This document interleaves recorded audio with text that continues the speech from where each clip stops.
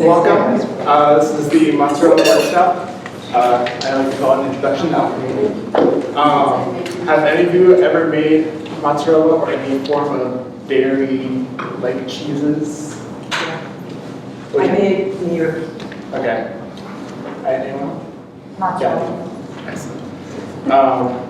So I'll go through. So the reason I like calling it introduction to alchemy is because one of the definitions for alchemy is a seemingly magical process of transformation, creation, or combination.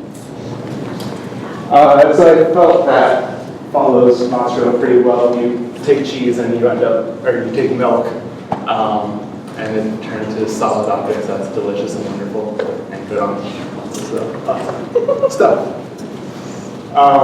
So one of the origin stories to mozzarella is that it was an Arabian merchant who was carrying it in a pouch. Basically, they used like the stomach lining of the various animals they watch, whether it's like goat or sheep or cow, and then he was basically carrying milk in it.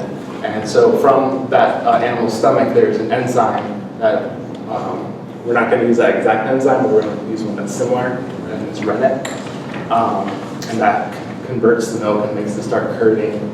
Once you get that curding process, it's basically, if you ever had ricotta, ricotta's like curds. And so he would have milk went, quote, bad, he ate it, survived, kept eating it. Mozzarella in particular, its main origin is Italy. They tend to use the Italian buffalo. All American mozzarella is from cows. The ingredients: milk, rennet, that enzyme that converts it to curd, citric acid, and salt. So rennet is that enzyme that comes from the stomach. The one that we use and that most manufacturers use is either like a phytic acid or fermented, kind of like they use like a microbe that can make that same enzyme and do the same process. So like myself, I'm vegetarian, so like the stomach lining one's a little bit on the gray area of whether I want to use that. While we're actually doing like the hands-on portion, there's a couple of videos I'm going to show you, and you'll see in the steps that there's 2 sections where we're basically just waiting 5 minutes. So in those 5-minute periods, I'll bring you guys out and play those videos for you. Chemistry of mozzarella, so you start with milk. It's mainly water, so you'd be surprised that at the end product you'll still have like a good amount of whey. Like I filled one of those pitchers with whey, and you get like a little pound of mozzarella. It's mainly made up of the fat and protein in the milk. And then again, another video that you'll get to see later. Benefits of mozzarella, and just benefits of cheese and dairy in general. Zinc, protein, various vitamins and minerals. Gone to grade school, you probably heard this before. So other things to keep in mind if you're interested in playing around with dairy, there's other things you can do. Sour cream, it's generally you can do like it with a vinegar and milk mix. Ricotta, you're adding the citric acid, so you can use a little lemon juice to that like curded state. Kefir, it's a probiotic, and so that one I like. It's very similar to yogurt, a little bit more liquidy consistency, so you can actually drink it. Then yogurt, most people are familiar with that. And then hard cheeses. The reason I'm not into hard cheeses is because it takes patience. They can last you have to let it sit for 3 to 6, even longer months. So especially when you're first starting out, basically put it away and hope it works out, and then 6 months later you realize, oh, I did it wrong. So I haven't gotten yet into that. This is the simplified version. The papers, the handouts, they have a little bit more details in them. So we'll start with the citric acid and rennet. My rennet is a organic vegetable-based rennet. It's a little bit different from what the instructions imply, so I wrote on all the forms that read the instructions if you're doing it yourself of the actual rennet. Most rennet come in tablet forms, and so you use like a quarter tablet. Mine's a super concentrated one, so you only use like 12 drops. And if you use too much, you can alter the chemistry of the mix, and you'll end up with something that's a little. It's still be edible, no matter what you do, it's going to be edible. But I've had ones that came out a little bit like rubbery, and that's usually the worst thing that you'll get. Otherwise, you'll end up with something that's much like ricotta, like it's not going to become a supplement. Where do you buy your rennet? Some of the local like health food stores sometimes have them. This week I happened to call like Claudia's and Bennett's, and they didn't have them at that time. I ended up buying it on Amazon, and that was one of the first ones that popped up. And it was a popular brand, so I tried it out and it worked. I want to say it was probably less than $15. I know it lasted a while. I had 12 drops.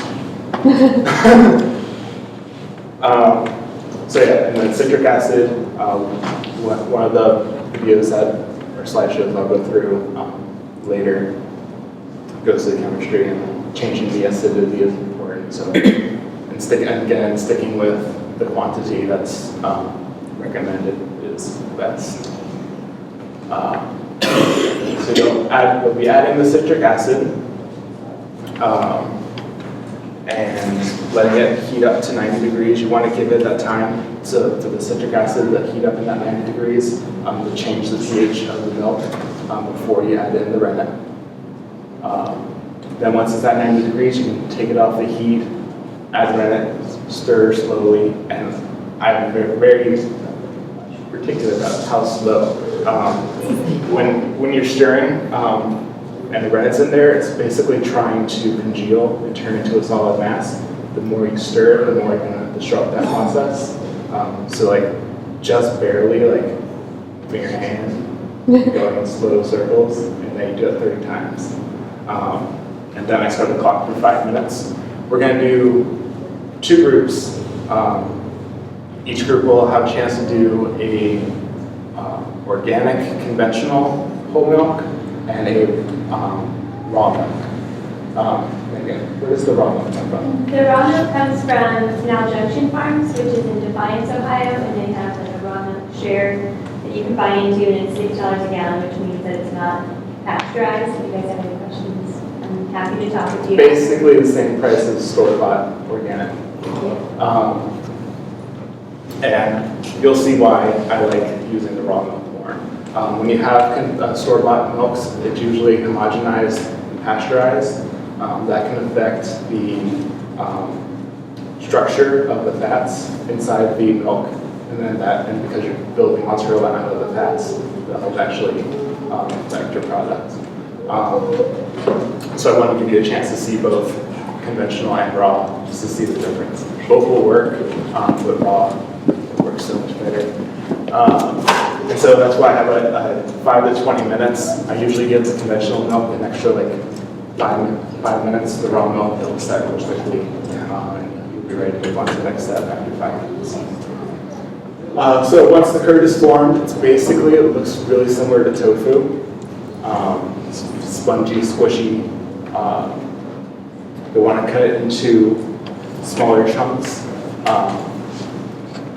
I'll go through that step once we get there, but basically just slowly put the knife in and then sort of do checkerboard and then do an angle. The particular shape of them isn't so much important, but you just want them smaller sizes. That helps there's continuously trying to get whey out throughout the whole process. You're just trying to remove the whey from the curds and giving it that extra surface area when you cut it and stir it a little bit. Just moves along that process. They reheat it to 105, then you'll be stirring for 5 minutes, and again, it's a slow stir. And then one person will do that, we'll come out, and we'll play another little video. Then you're officially separating the curds in the whey. This has become one of my favorite little slotted spoons.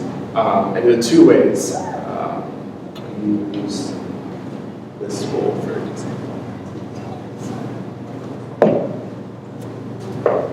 Once I'm at that step, I'll scoop out some like the big stuff in the spoon and sort of let it drain in the spoon a little bit, and then I'll put it in a bowl. You're going to be microwaving the bowl. There's an option to not microwave. Microwaving makes it so much easier. So I do recommend that. So you'll dump out the big curds, and then when you have the pot, basically just like put this over another pot in there, and just dump out the remaining stuff and try to catch whatever's left. And then I usually will shake it, let it congeal a little bit more in the pan, and scoop it and add it. Then the last step is the microwaving. This one is when you start figuring out like it's coming together, because it can still look like ricotta at that point. It's not yet very like mozzarella, cheesy, melted blend. So you're gonna do this 30-second interval step, probably like 5 or 6 times.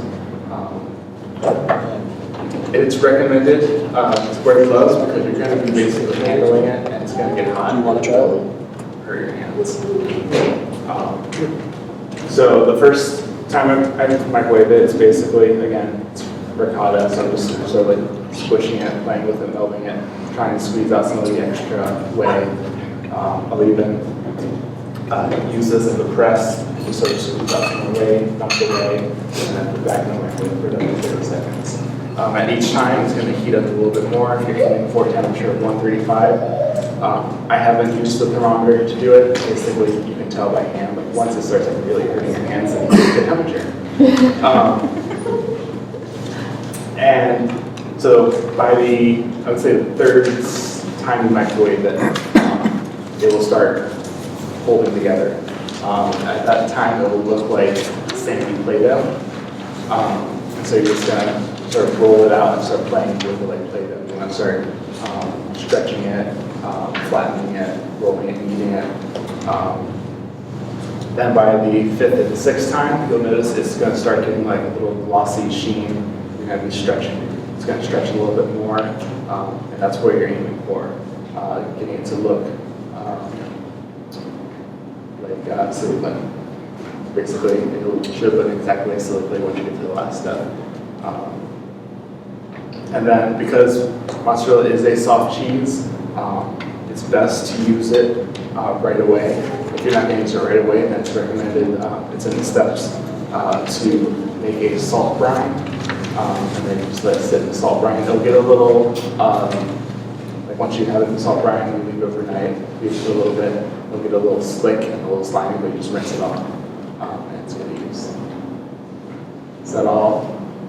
Makes sense. There's going to be a little bit more instruction as we go through, but Do you ever like infuse herbs or anything like that?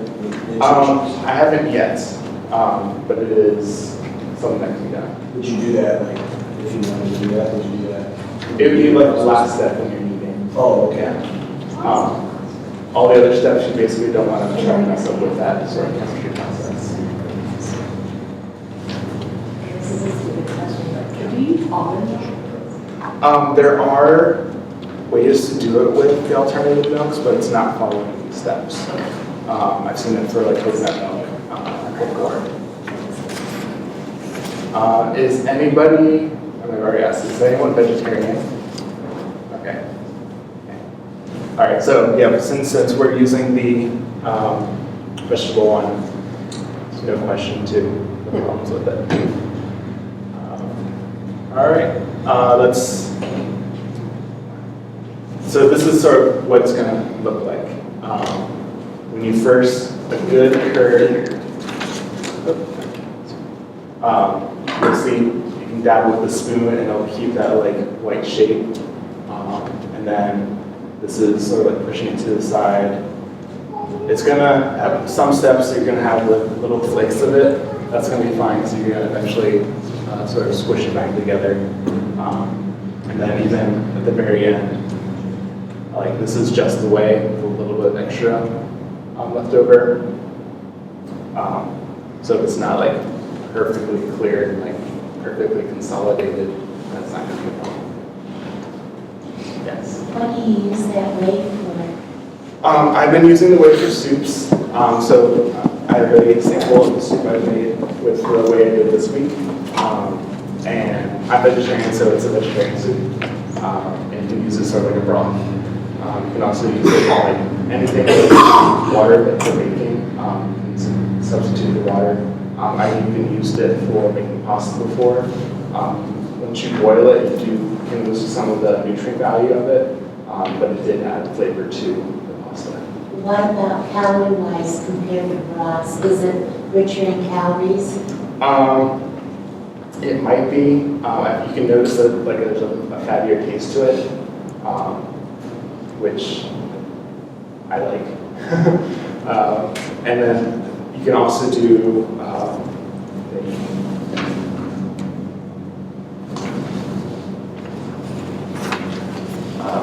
part of all the instructions like you mentioned. You can also do 2% skim and goat milk, sort of the same process.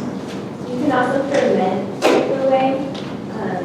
Many of you guys are into like canning or making your fermented foods. I love fermenting with the whey, and that is a good way to use it up. And then animals love it. I give it to my dog, or sometimes I'll bring it over for the chickens and stuff because they love it. Does it have a long shelf life? Homemade mozzarella, not so much. The whey, Kyle, is there still whey in your fridge? There was. I think it lasts a pretty good. Yeah, it does. It would say, you have a few weeks. Yeah. But I wouldn't push it much past like 2 or 3 weeks. And it will, whatever pot it's in, if you let it sit there for a long time, if it's like a metal cooking pot, it will make that pot really sticky. I've noticed if you just kind of let it in the pot, it will stick. I don't know why, I think it's the proteins in it or what, but. And it's probably best to save everything in like glass or plastic that you trust.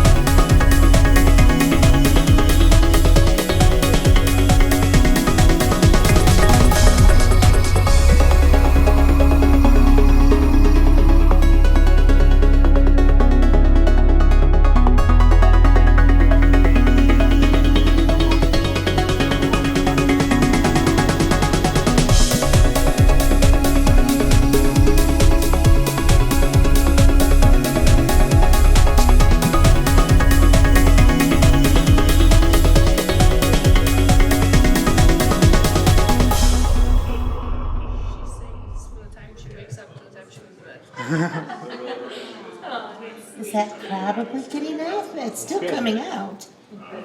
Do you want to squeeze it till it stops coming out, or Just squeeze it a little bit, Little and then you bit. can dump it back in.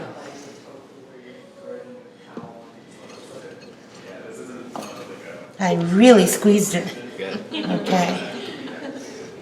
And so yes, it starts like sticking together. That's what you want to. That's what you want to start seeing. That's when we want to start biting into it.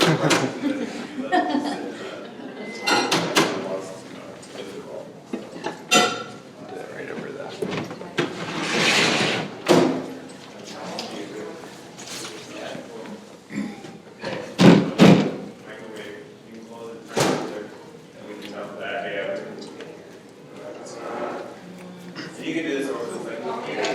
But at this point, it's holding together more. It's like you just made dough. It's still a little grainy. But it's coming out. It's coming out good. Forging the And then Damascus. start pulling it outwards. Kind of like you're playing with taffy. Yep, like taffy. How many times do you normally end up microwaving it? I go until I get it that shiny gloss. So it might happen next round. Okay. But we're at 3 now, Yeah. right? Yeah. 1, 2, 3. But that's perfect. That's exactly what you want. Beautiful. All right, and put in the glass and one more time. And it gets Can hot. more? And when you feel that heat through the gloves, that means you're at the right temperature. And you'll notice when we do the raw milk, each step goes a little bit faster, a little bit smoother. Do you want me to go wash that so to get it ready? That'll be fine. Oh, it's kind of fun to play with. Squish. So you want to get it hot dog shaped Woo! and pull. See the steam. And then you can see it's getting glossy. Yeah. And then sort of ball it, shape into a ball. Yeah, when you get into the middle of it, it is hot.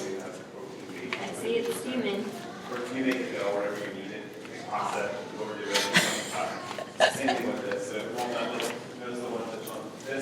Ooh, that's hot. And that is mozzarella.